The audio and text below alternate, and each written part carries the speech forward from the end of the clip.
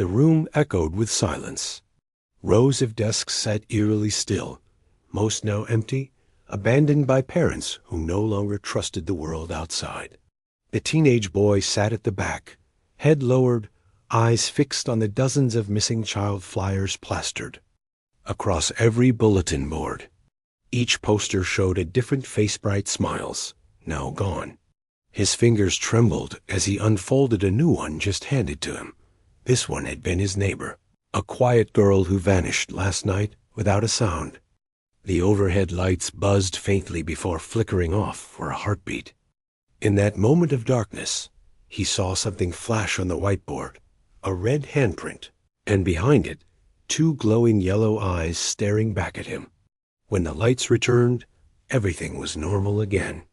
But on the back wall, a child's drawing had appeared scribbled in red crayon, showing a grinning clown holding hands with children in cages. Back home, his bedroom window was slightly open.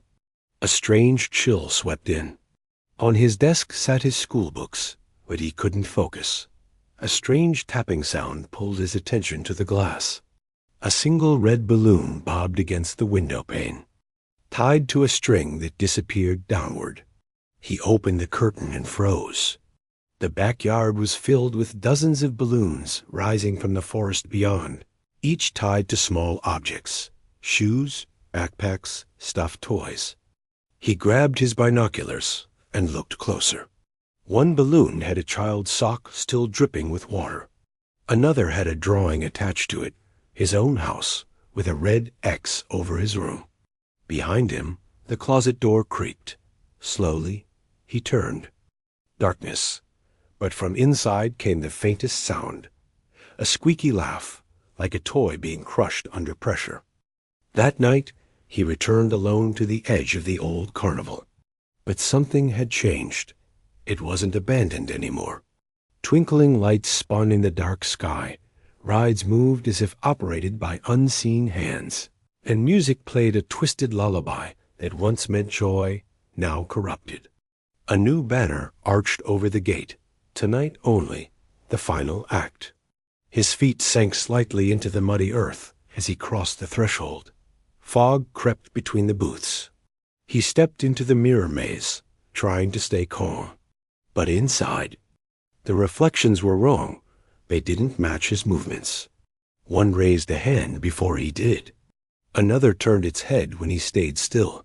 He blinked, and suddenly every mirror showed a clown staring back at him, each one closer than the last.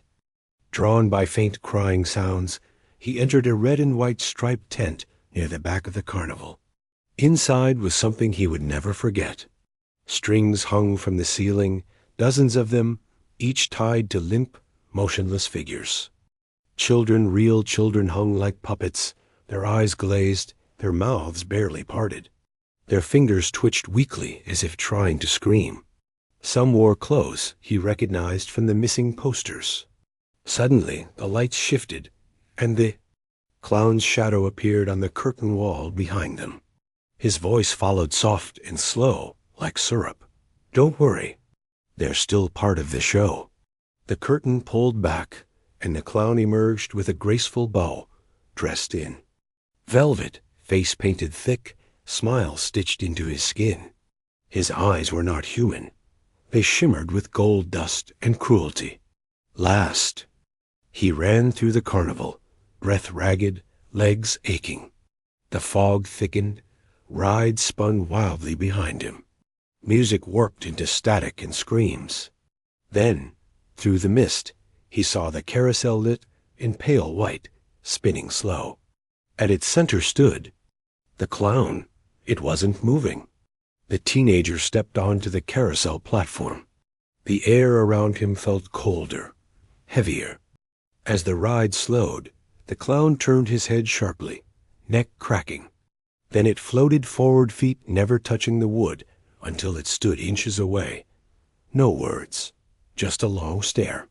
Then finally, the clown spoke. The others were easy. But you fight the laughter.